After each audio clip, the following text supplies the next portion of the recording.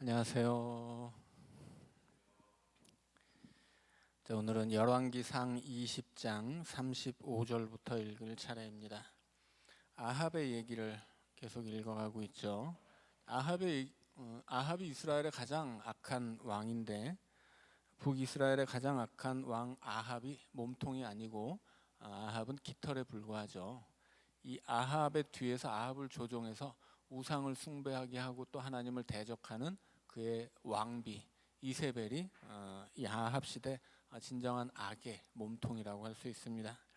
이런 사실들은 신명기가 왜 그렇게 이방 여인들과의 결혼을 금지했는지 그것을 우리에게 알 수 있게 해주죠.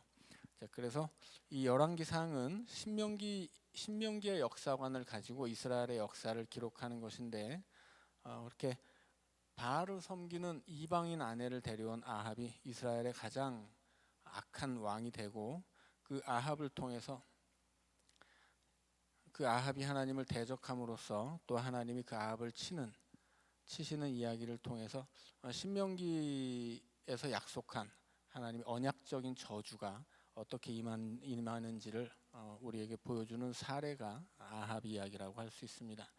자, 35절부터 읽을 이야기는 이제 아합이 아람의 군대 베나닷을 물리치게 되는데, 실은 이 전쟁은 하나님이 승리를 주신 것이기 때문에 하나님의 뜻에 따라서 이 베나닷을 처형해야 되는데, 오히려 이 베나닷에게 좋은 것을 받고 살려주었기 때문에 이제 하나님이 선지자를 보내서 그 아합을 책망하는 이야기가 35절부터의 이야기입니다. 열왕기상 20장 35절 같이 읽습니다. 선지자의 무리 중 한 사람이 여호와의 말씀을 그의 친구에게 이르니 너는 나를 치라 하였더니 그 사람이 치기를 싫어하는지라. 그가 그 사람에게 이르되 내가 여호와의 말씀을 듣지 아니하였으니 내가 나를 떠나갈 때에 사자가 너를 죽이리라. 그 사람이 그의 곁을 떠나가더니 사자가 그를 만나 죽였더라. 그가 또 다른 사람을 만나 이르되 너는 나를 치라 하매 그 사람이 그를 치되 상하도록 친지라. 선지자가 가서 수건으로 자기의 눈을 가리어 변장하고 길가에서 왕을 기다리다가 왕이 지나갈 때 그가 소리질러 왕을 불러 이르되 종이 전장 가운데에 나갔더니 한 사람이 돌이켜 어떤 사람을 끌고 내게로 와서 말하기를 이 사람을 지키라. 만일 그를 잃어버리면 네 생명으로 그의 생명을 대신하거나 그렇지 아니하면 네가 은 한 달란트를 내어야 하리라 하였거늘 종이 이리저리 일을 볼 동안에 그가 없어졌나이다. 이스라엘 왕이 그에게 이르되 네가 스스로 결정하였으니 그대로 당하여야 하리라. 그가 급히 자기의 눈을 가린 수건을 벗으니 이스라엘 왕이 그는 선지자 중에 한 사람인 줄을 알아본지라. 그가 왕께 아뢰되 여호와의 말씀이 내가 멸하기로 작정한 사람을 내 손으로 놓았은즉 내 목숨은 그의 목숨을 대신하고 내 백성은 그의 백성을 대신하리라 하셨나이다. 이스라엘 왕이 근심하고 답답하여 그의 왕궁으로 돌아가려고 사마리아에 이르니라. 자, 하나님이 선지자를 보내서 이제 하나님이 진멸하려고 작정했던 베나닷을 놓아줬으니 너의 목숨으로 그의 목숨을 대신해야 할 것이다. 이제 이야기하는 사건입니다. 자, 결국 이 아합은 하나님 앞에 심판을 받아서 이제 죽게 되죠. 21장은 우리가 잘 아는 유명한 나봇의 포도원 이야기입니다. 21장 읽습니다. 그 후에 이 일이 있으니라. 이스라엘 사람 나봇에게 이스라엘에 포도원이 있어 사마리아의 왕 아합의 왕궁에서 가깝더니 아합이 나봇에게 말하여 이르되 네 포도원이 내 왕궁 곁에 가까이 있으니 내게 주어 채소밭을 삼게 하라. 내가 그 대신에 그보다 더 아름다운 포도원을 네게 줄 것이요 만일 네가 좋게 여기면 그 값을 돈으로 네게 주리라. 나봇이 아합에게 말하되 내 조상의 유산을 왕에게 주기를 여호와께서 금하실지로다 하니 이스라엘 사람 나봇이 아합에게 대답하여 이르기를 내 조상의 유산을 왕께 줄 수 없다 하므로 아합이 근심하고 답답하여 왕궁으로 돌아와 침상에 누워 얼굴을 돌리고 식사를 아니하니 그의 아내 이세벨이 그에게 나와 이르되 왕의 마음에 무엇을 근심하여 식사를 아니하나이까.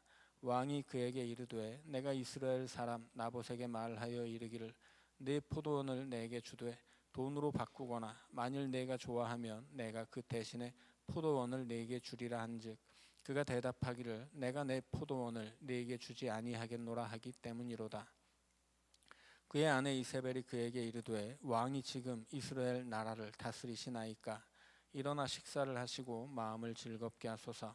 내가 이스라엘 사람 나봇의 포도원을 왕께 드리리이다 하고 아합의 이름으로 편지들을 쓰고 그인을 치고 봉하여 그의 성읍에서 나봇과 함께 사는 장로와 귀족들에게 보내니 그 편지 사연에 이르기를 금식을 선포하고 나봇을 백성 가운데에 높이 앉힌 후에 불량자 두 사람을 그의 앞에 마주 앉히고 그에게 대하여 증거하기를 네가 하나님과 왕을 저주하였다 하게 하고 곧 그를 끌고 나가서 돌로 쳐 죽이라 하였더라. 자, 이 아합이 포도원을 욕심내게 되죠. 왕궁 옆에 포도원이 나봇의 포도원이 있었는데 그 포도원을 채소밭을 만들려고 그래요. 그런데 생산성으로 따지자면 채소밭보다는 포도원이 더 좋습니다. 채소라고 하는 것은 말 그대로 채소를 기르는 것인데 당시에 이 포도라고 하는 것은 수출 품목이었어요. 그래서 채소보다는 사실 포도가 돈이 되는 것인데 이것은 그렇게 이것이 뭐 경제적인 가치 면에서 따질 것이 아니고 이 포도원과 채소밭이라고 하는 것은 그 자체로서 대립되는 개념이에요.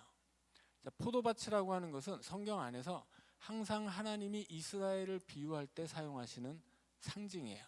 비유이자 상징이죠. 포도밭은 예수님의 비유에도 나오죠. 하나님이 포도밭을 농부에게 주었는데 농부들이 소출을 주인에게 안 돌려주고 자기들이 가지려고 해서 이 종도 보내고 아들까지 보냈는데 다 죽이고 자기 것을 자기가 차지하려고 했다. 뭐 그런 비유 말씀하시죠. 이것은 하나님이 이스라엘이라는 포도밭을 제사장들에게 맡겼는데 그렇게 제사장들이 자기 소유로 삼고 자기가 주인 노릇을 했다. 이제 그런 이야기죠. 그래서 포도원이라는 건 항상 이스라엘을 상징하는 거예요. 근데 채소밭은 뭐예요? 채소밭은 신명기에서 모세가 한번 비유를 하는데 애굽을 채소밭에 비유합니다. 이 가나안 땅에 들어가기 전에 모세가 애굽과 가나안 땅을 비교하는데 애굽은 발로 물을 대는 채소밭이에요. 그리고 가나안 땅은 하늘의 비를 기다려야 하는 땅입니다. 발로 물을 대는 채소밭이라고 하는 것은 이 나일강이 워낙 애굽 사람들이 나일강을 이용해서 농사를 잘 짓는데 또 자기 집 앞에 심은 채소를 위해서 이 나일강에서 이 발로 물을 대는 말하자면 이렇게 물레방아 같은 것을 발로 만들어 놓고 그걸 밟기만 하면 물을 댄다는 뜻이에요. 그래서 채소밭은 이 애굽 농사짓기 좋은 애굽 땅을 상징하는 것이고 이 포도밭이라고 하는 것은 하늘에서 비를 기다려야 하는 메마른 땅이에요. 포도 농사는 비가 오면 안 되거든요. 그래서 이스라엘이 이 가나안 땅에는 우기와 건기가 정확하게 나누어져 있어서 우기에는 비가 오지만 건기에는 비가 한 방울도 안 와요. 그래서 우기에는 곡식 농사를 짓고 건기에는 과일 농사를 짓는데 과일 농사 중에서도 비가 안 와야 지을 수 있는 포도, 올리브, 무화과 이런 농사를 짓거든요. 근데 무화과는 별로 돈이 안 되는데 올리브와 포도는 돈이 되거든요. 그래서 여튼 이 가나안 땅이라고 하는 것은 하늘에서 비를 내려줘야 되는 척박한 땅이에요. 그 척박한 땅에 반대되는 그 척박한 땅이 척박하기 때문에 포도 농사를 짓는 땅이라면 애굽 땅은 풍요롭기 때문에 그저 발로 물을 댈 수 있는 채소밭으로 비유해요. 그래서 여기서 아합 왕이 포도밭과 채소밭을 이야기하는데 이것은 단순히 내가 네 포도밭을 내가 사서 채소를 심고 싶어 이런 개인적인 욕구 때문이 아니고 이 포도밭과 채소밭이라고 하는 것은 근본적으로 이 구약 성경 안에서 반대 개념이에요. 포도밭은 하나님이 은혜를 주어서 그 하나님의 은혜로 먹고 사는 하늘에서 비를 내리는 가나안 땅을 상징하는 것이고 채소밭은 항상 애굽을 상징하는 밭이거든요.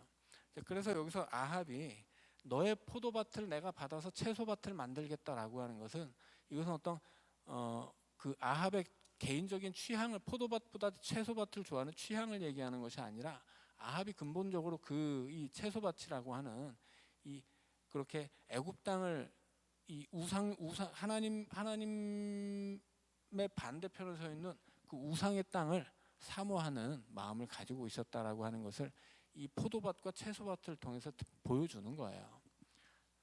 그래서 이 아합이 나봇에게 포도밭을 받아서 채소밭을 만들겠다고 하는데, 그리고 근본적으로 이것은 또 이스라엘에서는 있을 수 없는 일이거든요, 법적으로. 왜냐하면 이스라엘의 모든 땅의 주인은 하나님이에요. 레위기에서 천명하는 바이죠.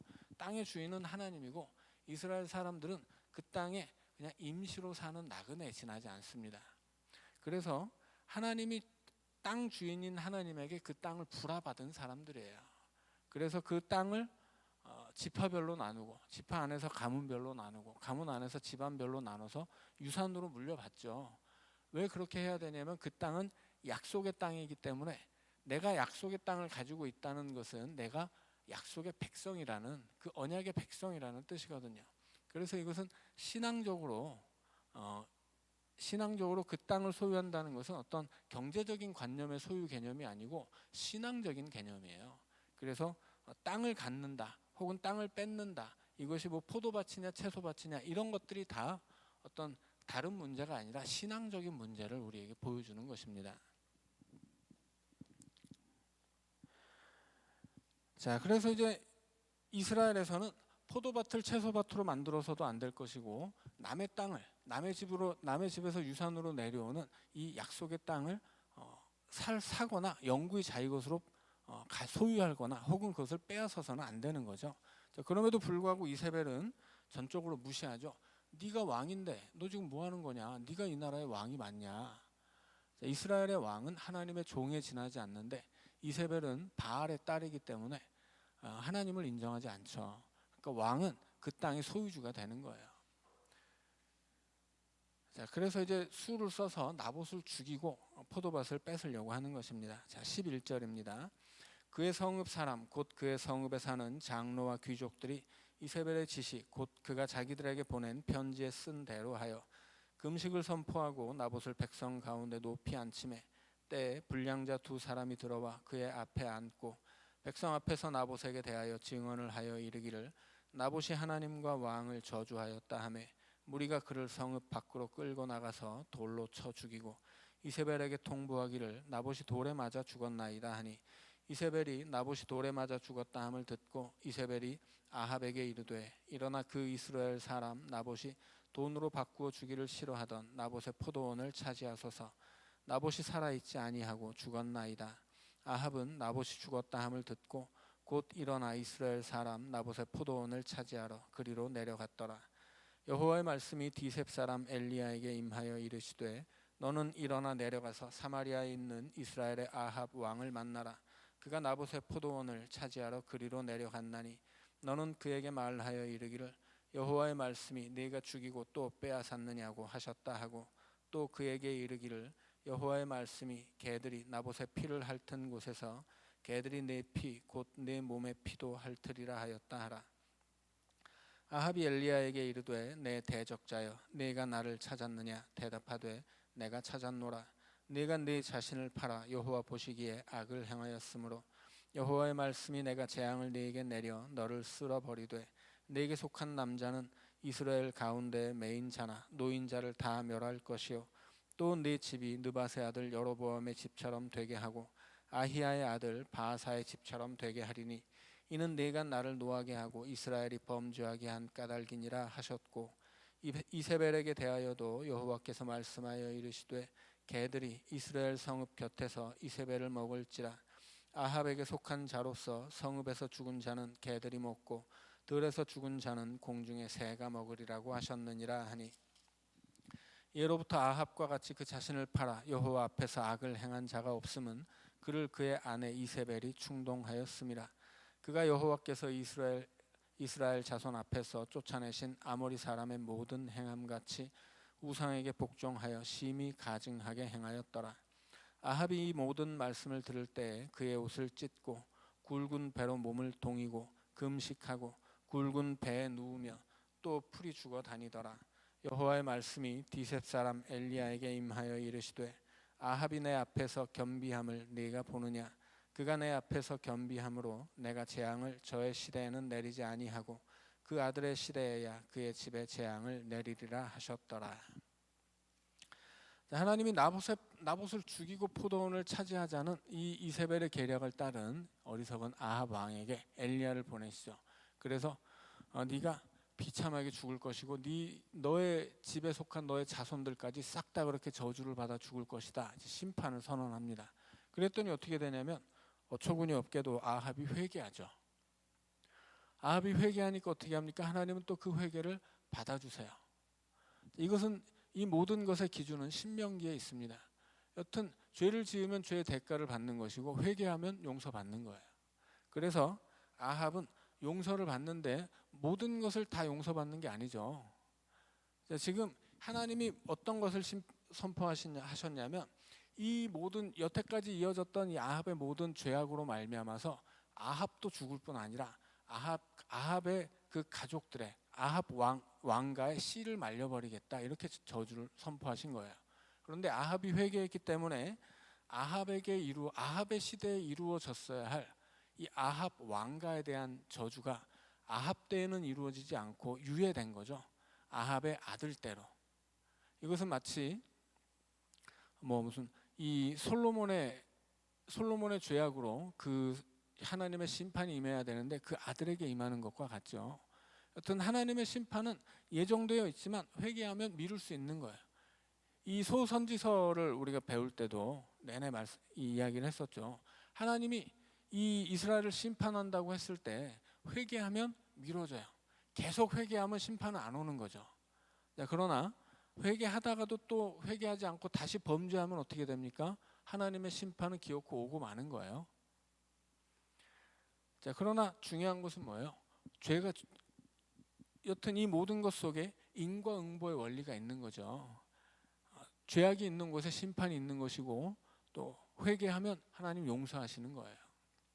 그래서 심지어는 아합조차도 회개하면 그를 위해 준비된 심판이 유예될 수 있습니다.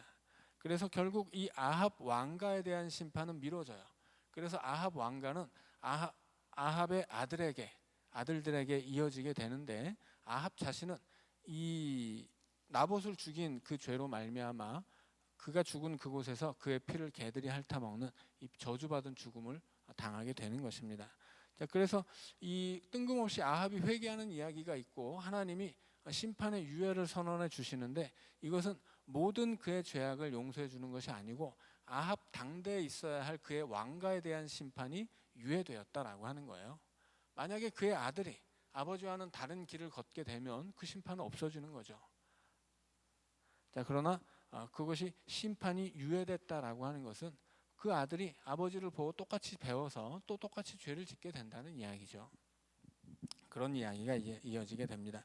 아무튼 이제 이야기는 그래서 아합 개인에게 주어질 심판은 그대로 이루어지는 것이고 아합의 왕가를 위해 준비되었던 심판은 그의 아들 대로 이제 유예되었다라고 하는 것입니다.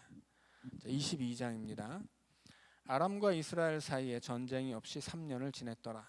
셋째 해에 유다의 여호사밧 왕이 이스라엘의 왕에게 내려가매 이스라엘의 왕이 그의 신하들에게 이르되 길르앗 라못은 본래 우리의 것인 줄을 너희가 알지 못하느냐? 우리가 어찌 아람의 왕의 손에서 도로 찾지 아니하고 잠잠히 있으리요 하고 여호사밧에게 이르되 당신은 나와 함께 길르앗 라못으로 가서 싸우시겠느냐? 여호사밧이 이스라엘 왕에게 이르되 나는 당신과 같고 내 백성은 당신의 백성과 같고 내 말들도 당신의 말들과 같으니이다. 여기서 이제 아람의 베나닷이 이스라엘에 패배하고 물러갔지만 그러나 이 길르앗의 라못 땅을 여전히 가지고 있었다고 하죠. 그래서 전쟁 없이 3년을 지냈는데 이제 북왕국 이스라엘의 왕과 남왕국 유다의 왕이 합심해서 아람과 싸워서 이 길르앗 라못 땅을 되찾기로 한 거예요. 그러니까 실제적으로 이 라못 땅을 소유하는 것은 북왕국 이스라엘이 되겠지만 이것은 기본적으로 본래 이스라엘 민족에게 주어진 약속의 땅이기 때문에 이것을 되찾는데 힘을 좀 보태달라 이야기한 거죠. 그래서 남왕국의 여호사밧 왕이 협조하게 됩니다. 그런데 이 남왕국 여호사밧 왕이 어떤 사람인지는 뒤에 41절부터 이하에 나와 있어요. 이 유다의 왕 여호사밧은 그의 아버지 아사처럼 하나님 앞에 신실한 사람이었습니다. 하나님 앞에 신실한 이 여호사밧 왕이 북왕국과 평화를 유지하고 있었어요. 그래서 동맹을 맺고 아람을 대적하게 되었다라고 하는 이야기입니다. 자, 그래서 5절에 보면 이 여호사밧은 하나님 앞에 신실한 사람이었기 때문에 우리가 전쟁을 하기 위해서는 내가 협조하겠지만 하나님께 물어봐야 된다라고 이야기를 해서 이제 하나님 선지자들을 찾는 이야기가 나옵니다. 자, 5절입니다. 여호사밧이 또 이스라엘의 왕에게 이르되 청하건대 먼저 여호와의 말씀이 어떠하신지 물어보소서. 이스라엘의 왕이 이에 선지자 400명쯤 모으고 그들에게 이르되 내가 길르앗 라못에 가서 싸우랴 말랴. 그들이 이르되 올라가소서. 주께서 그 성읍을 왕의 손에 넘기시리이다. 여호사밧이 이르되 이 외에 우리가 물을 만한 여호와의 선지자가 여기 있지 아니하니이까. 여호사밧은 하나님을 따르는 선한 왕이고 아합은 북왕국 이스라엘의 아합 왕은 하나님을 대적하는 가장 악한 왕이에요. 그런데 그 가장 악한 아합 왕의 왕궁에 무슨 선지자가 있겠어요? 그러니까 400명쯤 선지자를 모았다고 하는데 이 선지자들은 어떤 선지자들이에요? 그냥 아합에게 월급을 받고 아합을 위해 봉사하는 거짓된 선지자들이에요. 그래서 이 엘리야가 갈멜산에서 대적할 때 바알의 선지자 450명이 와서 대적했죠. 그때에도 아합의 왕궁에는 하나님을 따른다는 하나님의 선지자들은 있었던 거예요. 다만 그들은 자기에게 월급을 주는 아합 왕에게 충성하는 거짓 선지자들입니다. 이들이 거짓 선지자들이기 때문에 미가야가 이렇게 묻는 거죠. 이 사람들 이 외에 우리가 물을 만한 여호와의 선지자가 여기 있나이까. 지금 아합이 모은 400명쯤 되는 선지자는 여호와의 선지자가 아니라는 뜻이에요. 이것들은 다 가짜다라고 하는 것입니다. 그래서 이제 진짜 선지자가 하나 정도 있다고 아합 왕이 이야기합니다. 8절의 이야기입니다. 이스라엘의 왕이 여호사밧 왕에게 이르되 아직도 이물라의 아들 미가야 한 사람이 있으니 그로 말미암아 여호와께 물을 수 있으나 그는 내게 대하여 길한 일은 예언하지 아니하고 흉한 일만 예언하기로 내가 그를 미워하나이다. 여호사밧이 이르되 왕은 그런 말씀을 마소서.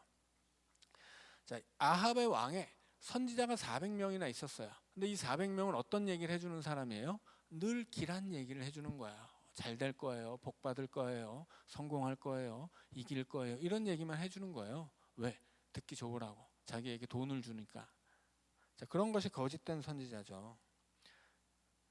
자, 그러나 이 아합 왕은 그런 달콤한 소리를 해주지 않는 거짓 선지자들을 진짜 선지자를 좋아하지 않고 자기에게 늘 아부하는 거짓 선지자들만을 좋아하죠.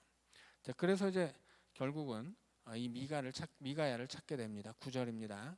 이스라엘의 왕이 한 내시를 불러 이르되 이물라의 아들 미가야를 속히 오게 하라 하니라.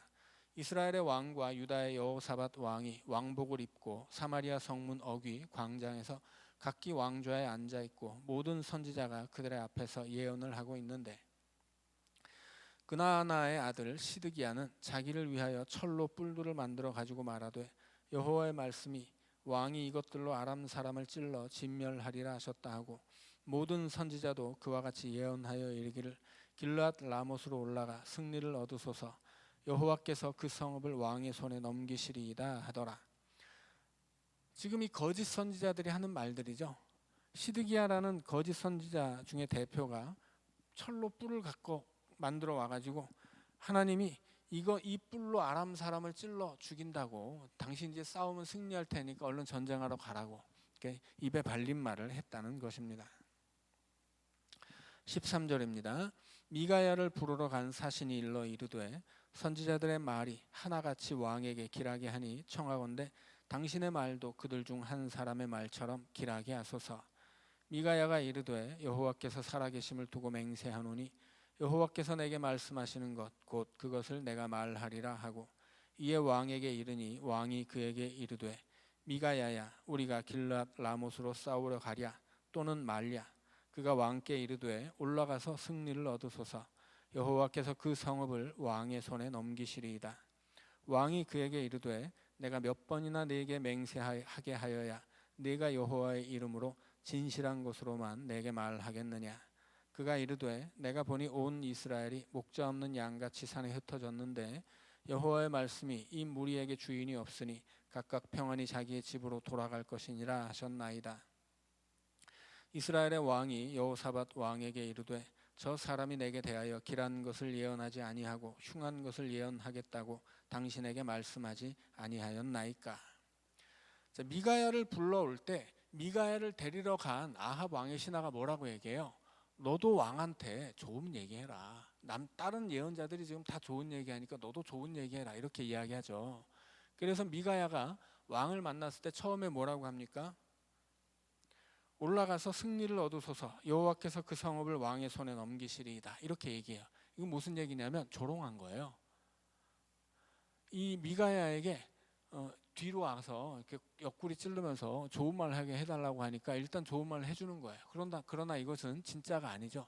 그래서 이 아합이 미가야에게 이렇게 얘기합니다. 내가 몇 번이나 맹세해야 네가 진짜 여호와의 이름으로 진실한 것을 내게 말하겠느냐. 앞에 얘기는 진실한 얘기가 아니었다는 거죠. 앞에는 조롱하는 얘기예요. 그래서 아합 왕의 이야기를 듣고 진실한 하나님의 말씀을 주지요. 여호와의 말씀이라고 이야기합니다. 그러니까 하나님이 주신 진짜 말씀을 전파하는데 집에 돌아가라. 싸움하지 말고 그런 얘기죠. 이 무리가 주인이 없다라고 하는 건 뭐예요? 하나님이 너희의 주인이 되어주시지 않는다 그런 뜻이에요. 하나님이 너희의 주인 되어주시지 않을 테니까 너희들 전쟁하지 말고 집으로 돌아가라. 그냥 싸움을 포기해라 그런 이야기입니다. 그러니까는 아합이 거 봐라. 내가 이놈은 좋은 얘기 안 한다고 내가 했지 않느냐 그렇게 이제 이야기하는 거죠. 자 19절입니다. 미가야가 이르되 그런즉 왕은 여호와의 말씀을 들으소서. 내가 보니 여호와께서 그의 보좌에 앉으셨고 하늘의 만군이 그의 좌우편에 모시고 서 있는데 여호와께서 말씀하시기를 누가 아합을 꾀어 그를 길르앗 라못에 올라가서 죽게 할꼬 하시니 하나는 이렇게 하겠다 하고 또 하나는 저렇게 하겠다 하였는데 한 영이 나와 여호와 앞에 서서 말하되 내가 그를 꾀겠나이다. 여호와께서 그에게 이르시되 어떻게 하겠느냐. 이르되 내가 나가서 거짓말하는 영이 되어 그의 모든 선지자들의 입에 있겠나이다. 여호와께서 이르시되 너는 꾀겠고 또 이루리라. 나가서 그리하라 하셨은즉 이제 여호와께서 거짓말하는 영을 왕의 이 모든 선지자의 입에 넣으셨고 또 여호와께서 왕에 대하여 화를 말씀하셨나이다. 그나아나의 아들 시드기야가 가까이 와서 미가야의 뺨을 치며 이르되 여호와의 영이 나를 떠나 어디로 가서 네게 말씀하시더냐. 미가야가 이르되 네가 골방에 들어가서 숨는 그날에 보리라. 이스라엘의 왕이 이르되 미가야를 잡아 성주 아몬과 왕자 요아스에게로 끌고 돌아가서 말하기를 왕의 말씀이 이놈을 옥에 가두고 내가 평안히 돌아올 때까지 고생의 떡과 고생의 물을 먹이라 하였다 하라. 미가야가 이르되 왕이 참으로 평안히 돌아오시게 될진데 여호와께서 나를 통하여 말씀하지 아니하셨으리이다. 또 이르되 너희 백성들아 다 들을지어다 하니라. 자 이제 이 미가야가 이제 싸움하지 말라고 이야기하고 내가 보니까 하나님이 지금 널 죽이려고 계획하고 있는 거다라고 이야기하죠. 너를 죽이려고 하기 때문에 거짓 영을 거짓 선지자들의 입에 두어서 너한테 이길 테니까 전쟁을 하라고 지금 속이는 거다 그런 이야기를 합니다. 그러니까 이제 거짓 예언을 하던 시드기야가 미가야의 뺨을 치면서 나한테 말씀하신 하나님의 영이 언제 너한테 갔더냐 그런 이야기를 하죠. 자, 결국은 이 미가야는 하나님의 말씀을 전한 죄로 이제 감옥에 갇히고 아합은 내가 돌아올 때까지 이놈을 가둬놓으라 했지만 네가 평안히 돌아올 것 같으면 하나님이 나한테 그런 말씀을 하셨겠냐 이렇게 이야기하고 이제 아합의 죽음이 선포됩니다. 29절입니다. 이스라엘의 왕과 유다의 여호사밧 왕이 길르앗 라못으로 올라가니라. 이스라엘의 왕이 여호사밧에게 이르되 나는 변장하고 전쟁터로 들어가려 하노니 당신은 왕복을 입으소서 하고 이스라엘의 왕이 변장하고 전쟁터로 들어가니라. 왜 변장을 했을까요? 죽을까 봐죠. 지금 이 전쟁의 양상에서 이 군사적인 우위에 있는 것은 이스라엘이에요. 이미 이 아람의 왕 베나닷을 2번이나 전쟁에서 이기고 물리쳤죠. 그래서 베나닷이 아이쿠 형님 나 좀 살려주세요 한 것이 3년 전이에요. 그러니까 전쟁의 그 양상은 이 군사력의 우위는 이스라엘에 있음에도 불구하고 미가야가 뭐라고 해요? 이건 거짓 선지자들이 승리를 얘기한 건 너를 죽이려고 하는 하나님의 뜻이다. 하나님의 계획이다 그랬더니 겁을 먹고 이제 변장을 한 거예요. 자, 그런데 이 변장을 하는 것이 그 이전에 사울도 변장을 했었죠. 사울도 변장을 하고 이 점치는 여인을 찾아가죠. 여로보암도 변장을 하고 자기 아들의 생명을 살리기 위해서 여로보암의 아내를 보내서 변장하게 시키고 점쟁이를 찾아가게 하죠. 이 변장하는 것들은 다 어떤 것들이에요? 왕인데도 불구하고 왕이 아닌 것처럼 변장했던 사람들은 다 사울이나 여로보암처럼 하나님을 대적하고 거역함으로써 망했던 사람들이에요. 그래서 아합 역시도 살기 위해 변장하지만 그것이 곧 죽을 길이라고 하는 것을 우리는 알 수 있습니다. 살려면 변장을 해서 되는 게 아니죠. 하나님의 말씀을 따랐어야죠. 자, 그래서 살려고 변장한다는 건 무슨 뜻이에요? 이 앞에서 미가야가 뭐라고 이야기하냐면 하나님이 너를 속여가지고 지금 너를 죽게 하는 거다. 이 거짓된 예언자들을 통해서. 그래서 아합을 죽이려고, 아합을 속이려는 하나님의 계획을 이야기했죠. 아합은 지금 변장을 함으로써 하나님을 속이려고 하는 거예요. 자, 그런데 하나님은 성공하고 아합은 실패합니다. 결국 아합이 죽는다는 이야기죠. 자, 31절입니다. 아람 왕이 그의 병거의 지휘관 32명에게 명령하여 이르기를 너희는 작은 자나 큰 자와 더불어 싸우지 말고 오직 이스라엘 왕과 싸우라 한지라. 병거의 지휘관들이 여호사밧을 보고 그들이 이르되 이가 틀림없이 이스라엘의 왕이라 하고 돌이켜 그와 싸우려 한즉 여호사밧이 소리를 지르는지라. 병거의 지휘관들이 그가 이스라엘의 왕이 아님을 보고 쫓기를 그치고 돌이켰더라. 한 사람이 무심코 활을 당겨 이스라엘 왕의 갑옷 솔기를 마친지라. 왕이 그 병거 모는 자에게 이르되 내가 부상하였으니 네 손을 돌려 내가 전쟁터에서 나가게 하라 하였으나 이날에 전쟁이 맹렬하였으므로 왕이 병거 가운데 붙들려 서서 아람 사람을 막다가 저녁에 이르러 죽었는데 상처에 피가 흘러 병거 바닥에 고였더라. 해가 진녘에 진중에서 외치는 소리가 있어 이르되 각기 성읍으로 또는 각기 본향으로 가라 하더라. 자, 이 아합과 이 여호사밧이 함께 전쟁터에 나가는데 아합이 여호사밧에게 너는 왕복을 입고 나가고 나는 변장을 하고 가겠다 이야기하죠. 그래서 처음에는 아람 왕의 군사들이 아람 왕이 32명의 장군들에게 니네들은 다른 거 할 거 없어. 니네들은 무조건 이스라엘의 왕을 잡아라. 이런 특명을 내립니다. 그래서 처음에는 여호사밧이 아합인 줄 알고 쫓아갔는데 소리를 지르죠. 뭐라고 질렀을까요? 아, 나는 아합이 아니야. 뭐 이렇게 질렀을 것 같아요. 그러니까 아합이 아닌 것을 보고 어떻게 돼요? 포기해요.